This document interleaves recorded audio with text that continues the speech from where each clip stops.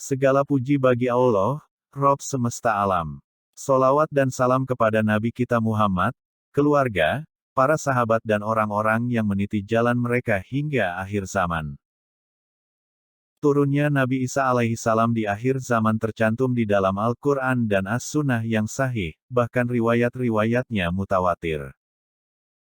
Diriwayatkan lebih dari 25 sahabat Nabi Shallallahu alaihi wasallam.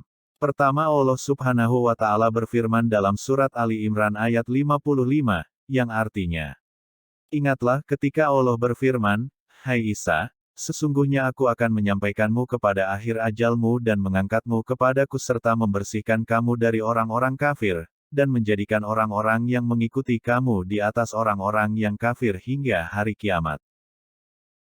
Kemudian hanya kepada akulah kembalimu, lalu aku memutuskan di antaramu tentang hal-hal yang selalu kamu berselisih padanya." Mayoritas ulama berpendapat bahwa yang dimaksud dengan kematian tersebut adalah tidur, sebagaimana firman-Nya dalam surat Al-An'am ayat 60, yang artinya, "Dan dialah yang menidurkan kalian di malam hari." Kedua, firman Allah Azza wa Jalla dalam Quran surat An-Nisa, ayat 157 dan 158 yang artinya, "Dan karena ucapan mereka, sesungguhnya kami telah membunuh Al-Masih, Isa putra Maryam, Rasul Allah, padahal mereka tidak membunuhnya dan tidak pula menyalibnya, tetapi, yang mereka bunuh ialah orang yang diserupakan dengan Isa bagi mereka. Sesungguhnya orang-orang yang berselisih paham tentang pembunuhan Isa, benar-benar dalam keraguan-raguan tentang yang dibunuh itu. Mereka tidak mempunyai keyakinan tentang siapa yang dibunuh itu, kecuali mengikuti persangkaan belaka.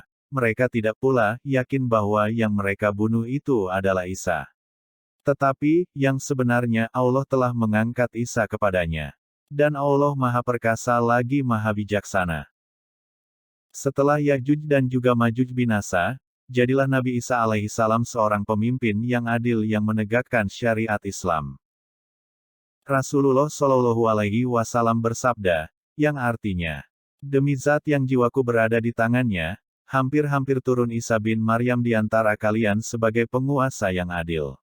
Maka dia akan menghancurkan salib, membunuh babi, menggugurkan atau membatalkan hukum jizyah, harta benda melimpah ruah sehingga tidak ada seorang pun menerima sedekah, sehingga sujud sekali saat itu lebih baik daripada dunia dan seisinya."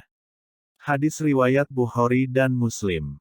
Beliau alaihi salam turun beriman kepada Nabi Muhammad Shallallahu alaihi wasallam, mengikuti syariat beliau dan bukan untuk menghapus syariat Nabi Muhammad Shallallahu alaihi wasallam. Manusia saat itu dalam keadaan aman tenteram dan damai. Rasulullah Shallallahu alaihi wasallam mengabarkan bahwasanya kehidupan saat itu adalah kehidupan yang sangat indah. Langit diizinkan untuk menurunkan hujan, bumi diizinkan untuk mengeluarkan tanaman. Dalam hadits riwayat Imam Ahmad dan Ibnu Hibban, Rasulullah Shallallahu alaihi wasallam bersabda, beliau tinggal di bumi selama 40 tahun sebagai imam yang adil dan hakim yang bijaksana. Bahkan seandainya ada sebuah biji yang jatuh di atas batu yang keras niscaya dia akan tumbuh. Tidak ada saling bakil, tidak ada saling hasad, dan tidak ada saling benci. Sampai seandainya ada seseorang yang melewati seekor singa niscaya singa tersebut tidak akan mengganggunya. Dan seandainya ada orang yang menginjak seekor ular niscaya ular tersebut tidak akan mengganggunya.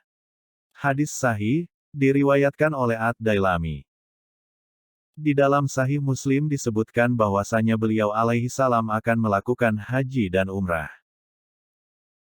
Dan di dalam hadis yang lain disebutkan bahwasanya beliau akan tinggal di bumi selama 40 tahun, kemudian meninggal dan disalatkan oleh orang Islam.